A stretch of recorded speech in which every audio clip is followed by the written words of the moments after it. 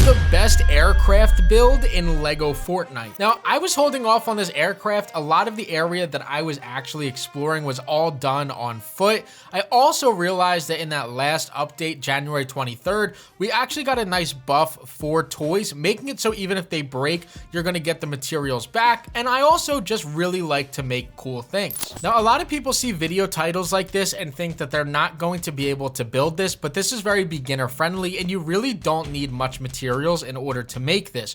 All that you need is about 50 to 51 wood, 8 flex wood, 6 vines, but that's optional, 4 wooden rods, 7 blast powder, 8 torches, 6 silk fabric, and then 4 cords. And I also recommend having a pickaxe just so you can break things a little easier if you mess up. Now, you guys do need to abuse your villagers when you're gonna try and make this. If you guys don't have all the materials already, use your villagers the best that you can. Setting them up to do resource jobs, whether that's collecting resources around the village or just going ahead and getting you wood or rocks, is a really good way to get this started. If you don't have all the materials, they'll oftentimes bring you blast powder, they'll bring you cords, they'll bring you vines and things like that, which make doing this so much easier. Now, I'm gonna go very slow, but if you guys need to, pause this video and take your time building this. All that you need to do to start is grab the wood foundation 2 and lay this down in the center of your flat area. You could go ahead and lay down 3 or 4 of these. That's just gonna elevate things for you so that you don't mess stuff up. And then lay 2 dynamic foundations on top of this. Try to center it and then attach both of these together so you have one long area. Next up is going to be the rustic beam 4, which is in your support area of your builds. This is really simple. We just want to line these up the long way underneath of the hazard line that is on the dynamic foundation. You want to go ahead and make sure that this extends all the way through and then repeat it on the other side as well. The reason for this is that it prevents yourself from actually breaking when you land this aircraft. If we go ahead and we fly this in the air and then land, it's not going to collapse and break the entire thing. So next up, we're going to build our platform and then also build our staircase. Now, this is using the rustic thin floor 2, or whichever one is an 8x2x1, because I know that some of these are named different in creative. We just want to build a staircase on the back. So we're going to build 4 of those down. In the video, I started off with 3 of them down, and on that third one, we're going to build 2 out. On the second one, we're gonna build 1 out, and then we're gonna repeat that one on the 4th one and build 3 out. So we just have a thick staircase on the back of this thing. Now, this is for balancing, but it also gives you an area for you to jump on and then to walk onto after you land this on the ground.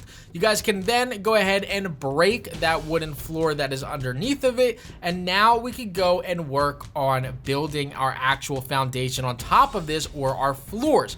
For this, you want to use the rustic wood for floor 4, as that covers the entire base over there, and that will cover everything up. So now you have your stairs and you have your walking floor. Now again, the back has the stairs because that actually goes ahead and will set you up as far as the balancing goes. So on the other end of things, we need to work on what we're going to have on the front of our aircraft. So everything should look like this as far as right now, but now what we want to do is grab another rusting beam. This one is going to be the smaller rusting beam, and it's going to be number 2, and we just want to lay this across the front. It'll go between the 2 hazard areas as well. It should fit perfectly in between both of those, and now really the outside of this is just about finished. Now feel free to pause the video or slow things down while I'm breaking down this next part, because now we're going to go a little bit faster and really start knocking things out of the park.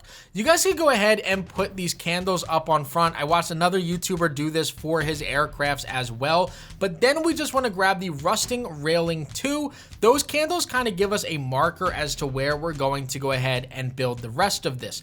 Now you want to grab the rusting railing 1 and set this directly over the center, and then also on the outside. We're going to need that area in the front there as well. and then build these on the outside layer of those last two. So your entire area should look exactly like this, and then we just want to grab the corner pieces and put them on the corners of that area that we were at, facing towards us. Now we built that front area to build this separator or this divider for both of our steering platforms. So grab the 4x4x2 wood foundation, and we just want to place this inside of that cubby hole that is right up front. You guys want this to be closer to the inside, touching that middle divider, not the outside divider. We could build this up 3 total squares. You're going to do that on both sides of this. The reason why we're going to do this is because now when we break that very bottom layer, this is actually going to treat this as if its own separate building.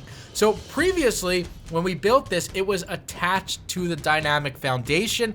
Now this is still kind of attached, but it is its own separate build. So when we add thrusters onto this, it is not going to all activate off of one thruster that is on the dynamic foundation. It is only going to affect what is on this build. So add both of your thrusters to the outside of this now. That way we have our directions, and then add the activation switch onto each one of those as well. That way, again, you guys can move either left or right by using either one of those activation switches. To finish off this front area here, we once again want to drop these down again. So break that bottom surface area, not that corner piece that I just broke. You just want to once again break that bottom area that is on there. That way that this falls down right where the railings are instead of sitting above them. If they sit above them, they can fly off and fly all over the place. We want to make sure they're locked into that area. So knock them down on both sides, and I didn't do it in the video, but I did do it on my ship. Put a long piece of wood over the top area in the front there. That way it locks them into that front area. When you guys are falling or when you guys are trying to land, sometimes not having a thing over the top of them will force them to kind of rise in the air, and you don't want that to happen at all, especially if you're trying to do things too fast. Last thing that you guys want to do as far as this part here is just to finish off the railings on the side here. Don't make sure that it's, like mine, because I put two completely different railings on there than what I've been using so far. So I have to clean that up. But put 2 railings on the outside of this. That way that it all matches and looks good. And it also helps prevent you from falling off of this airship. Now, we want to add some balloons, add some more candles to light this baby up, and then add some thrusters. So you guys can add some candles to the front of this. Again, you really don't need to use candles if you don't want to. It just makes sure that it's kind of glowing at nighttime, especially after you land this thing. You do want to know exactly where it is, and sometimes those candles come in handy.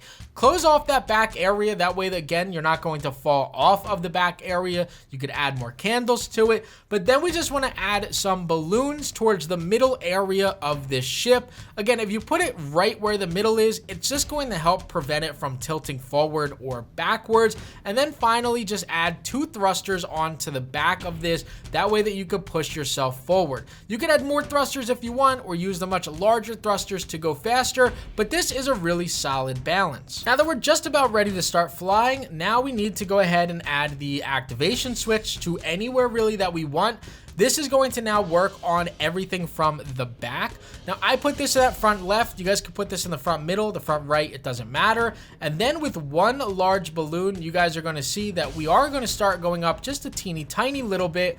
Lock that in once again, and then add 1 more in the front. Now, guys, if you don't have this lined up perfectly, what's going to happen to you is exactly what's happening to me, where everything is kind of tilting forward, and that's not something that you want.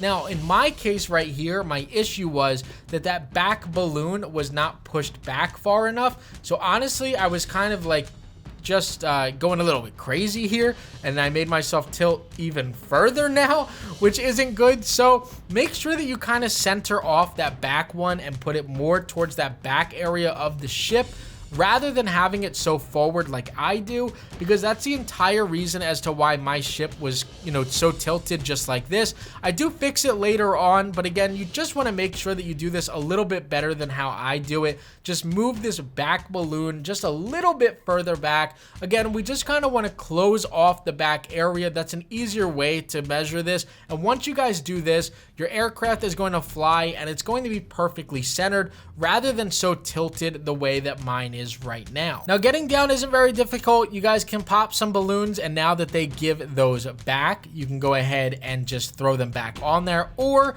to kind of hold it down big time, we're just going to throw some wood foundations on there.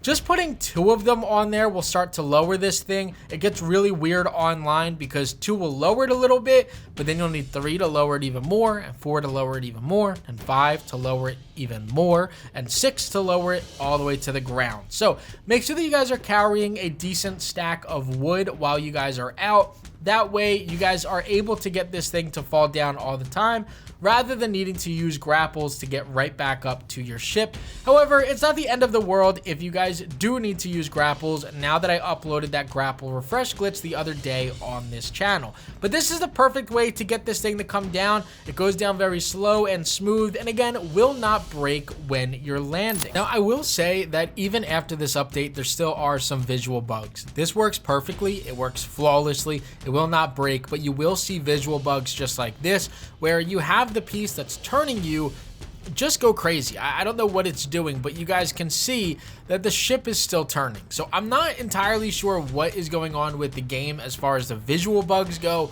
but it's still working perfectly. There's really nothing wrong with it. And what you will see is that the pieces, for whatever reason, will always go right back into place.